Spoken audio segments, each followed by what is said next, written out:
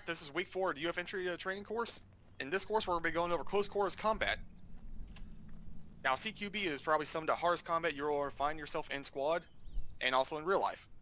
So in this course, we're going to be teaching you guys how to attack, defend, and go over some basic principles of CQB combat. Now, one of the core principles we're going to be working off of is an acronym called RIGS. That's going to be Recon, Isolation, Gain, Secure. Recon. That means identifying the target building or target compound and trying to get the best idea of what's actually in there. Is it just one marksman? Is it a full hab in there? Is it 2 or 3 guys with a rally? Try and figure out what you're going to be engaging before you do it. Isolation. That is where you do your absolute best to try and isolate that target from any resupply or reinforcements they could have. Say we're on Narva and they're all holed up in one of these nice 3-4 story buildings. Isolation is going to be pretty easy. So, along with, what's that fucking map? Al-Basra and a couple others. Now, gain, that is where you gain a foothold. Now, you can think of this either as on a macro level, just gain one room in the building, or gain a whole floor. And you even use that when you're assaulting the whole compound. Just gain one corner of it, then you go to the next one, secure, where you exploit your gain. It's pretty simple. You don't have to follow that to the T, but that's the basic thing you should always have in the back of your head. Now, a couple of other quick basics we're going to be going over is communication. When you're breaching the building or defending the building, always talk to the people inside the building with you. If you go down, let them know. If you kill somebody, let them know. Next, when in doubt, frag it out. Everybody except a couple classes, including medic, don't have frag grenades, but everybody else, whenever you're trying to breach a building or you're in close quarters combat, just frag it. Frag grenades and smoke grenades are going to be your best fucking friend in close quarters combat. If you smoke a fatal funnel, that will allow you to push through. Or if you do a reverse smoke and they get all discombobulated, then you can mow them down pretty easily. Alright, now we're going to be going over how to actually breach a building. So if you guys would follow me, there's a couple little buildings over here that is going to be a great little training scenario. You got an entrance over here that you have to go down a staircase. Then over here you got the entrance from the loading ramp. Both entrances provide the defending force with plenty of cover and blind angles if you're attacking. So, LHS. Yep. Real quick, stand right there. Now, I want you to breach that door as if there was hostiles inside of here. Show me how you do it.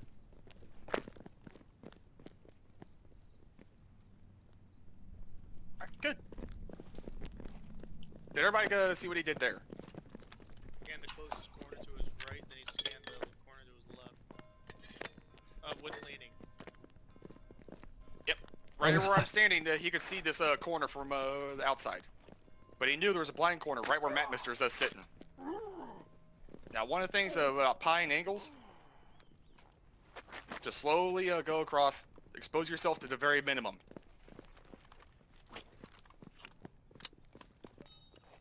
But that's just how you do it if it was one person. Let's say you had a nice little squad of 4. So let's get Chillin, Brad, SL9, and Matt Mister. Go and step outside along the stairs. Now, from those 4, who should be the lead breacher? Not the guy with a machine gun. Somebody with a goddamn grenade. Yep, Number exactly. 2, man. Go ahead and jump over me. If you got a machine gun, you are never the lead breacher. That gun is jump over me. incredibly difficult to fire in close quarters accurately. You're also not the medic, ideally. Yep, and you don't want the medic. Back up a little. You want a rifleman. Rifleman can be a grenadier or just your generic rifleman. When you're breaching a building, it doesn't matter which way you go first. If you're lead man, go left or right. Doesn't matter. The second man just does opposite of that. Now, normally, if you're working together with the guys you work with, you'll coordinate that before you go in. Because we didn't actually coordinate that, but normally you'd be like, hey, I'm going to go right, so everyone else knows what they're going to do. Yep, they cleared the blind corner right here. They immediately got eyes forward, and everybody knows what SL9 did. Instead of just running over here and seeing what the fuck's over here, He got right up on this corner and posted up there.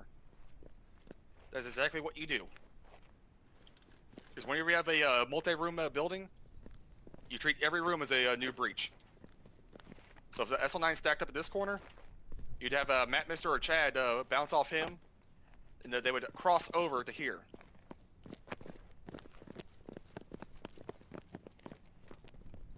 Now, one of the other tactics we're going to be going over is the button hook. Think of this almost as like doing a J-turn. So right where SL9's standing, he doesn't know what's on the opposite side of him. So excuse me, SL9, I'm going to take your position. If you're standing here, you're immediately just going to swing over, see what the fuck's over here. It's just a quick little good button hook, see what's in that blind spot. Exactly how KFC. Now, do you want to hold it as tight as possible, or do you want to do it from a further end? Like, let's say, example. So that's a button hook? It's pretty close to what it is. The actual military version's a little bit different, but we're not going to get into do nitty-gritty. it with game mechanics. So it's like that U-turn type of deal. Yeah, it's almost a U-turn. Yep. If you come up on a doorway or a wall like this and you think there's something on the other side, immediate U-turn, see what the fuck's there. The idea is to move as fast as possible to surprise the enemy so you can take him out before he has a chance to react. Hold on. Can you see my barrel? Yes. Yeah. Yes. Yes. And so keep that in mind. Stand off from the walls a little bit.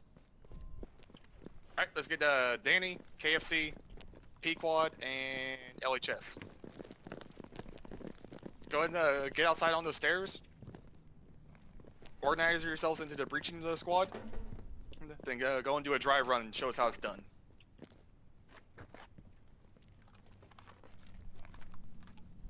One, two, three.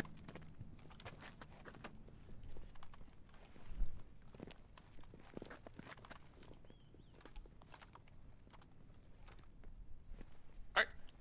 Everybody see where P-Quad's at? Yep. All three other guys should be either moving up on this wall, get eyes on his blind spot, or stacking up on him. Once you breach a building, you do not just want to stand out the open and see if somebody's been hiding around corners so you get blasted. You're always moving. SL9 earlier, this is where you're talking about stand. Whoever brought it up, this is where you get a little bit of standoff and pie that corner right there.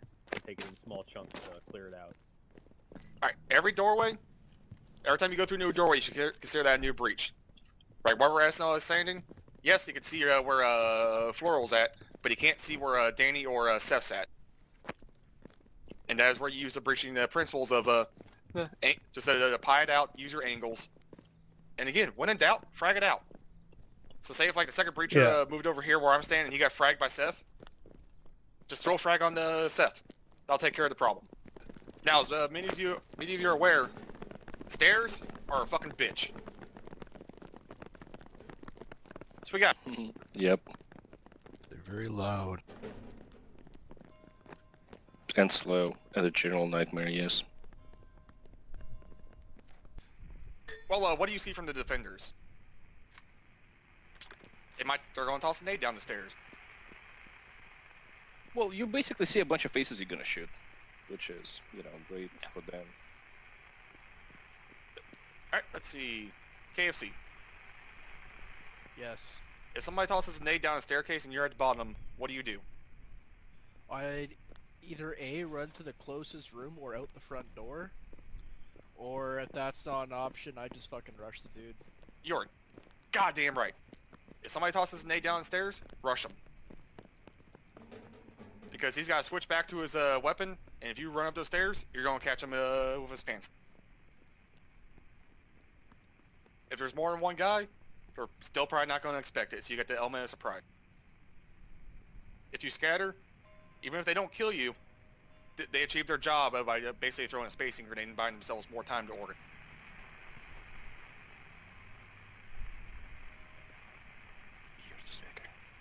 Now, when you're going upstairs, one of the biggest things people always forget is they constantly look up the stairs, but they don't look at that balcony right behind. One of my personal favorite things to do is just sit on basically the top side of the stair and just look at everybody that's walking upstairs and shoot them. So when you're going upstairs, you want to see what's directly in front of you, and you want to see what is above you. Is there somebody with their gun pointing down towards you, ready to blast you in the back? You gotta do something about that. Probably toss a frag up. This is where the recon element of rigs comes in handy. Are there other ingress points into that building? A low balcony, or a window maybe. Alright, what he's talking about with the point man in number 2 and 3. So let me get Tariq and who is that? Ziggy on me. Oh, shit! Up, this right here. Alright, say we're stacked up now. I'm looking direct front.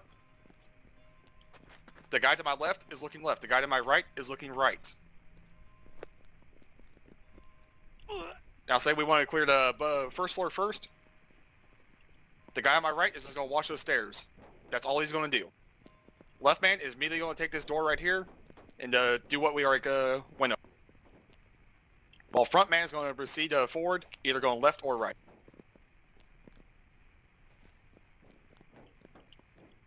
Now the reason we do that is you got middle, left, right, to where all angles are going to be covered.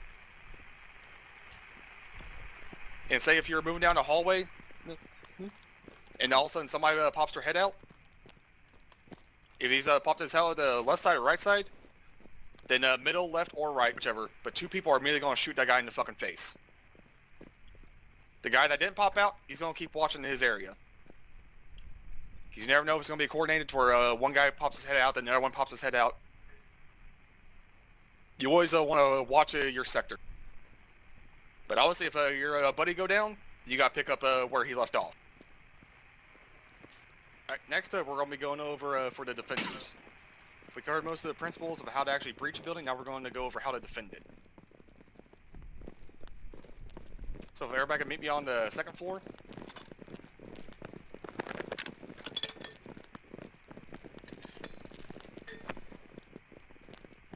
Alright. Right here is where I was talking about defending the staircase. Not by vaulting over, but you guys... right where Big Cheese is. If you're defending building this is the easiest way to defend a staircase. Because you're going to have eyes on the enemy before he can see you. Any questions about that part?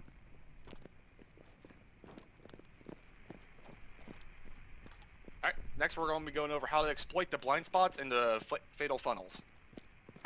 A blind spot is basically any corner from a ingress point, a door, hallway, or whatever. So right where LHS is standing, right in that corner, that's a blind spot. Because SL9 comes to that door, he's got to clear it. When you're defending, you don't want to be like posted up back here. Right where I'm standing, you're not making use of the available angles inside the room.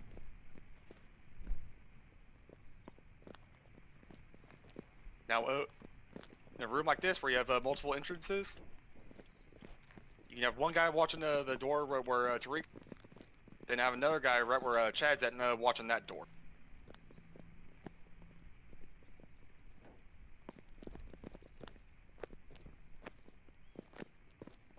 And just like in the basement where it had all those crates and barrels and stuff, always exploit those to the max.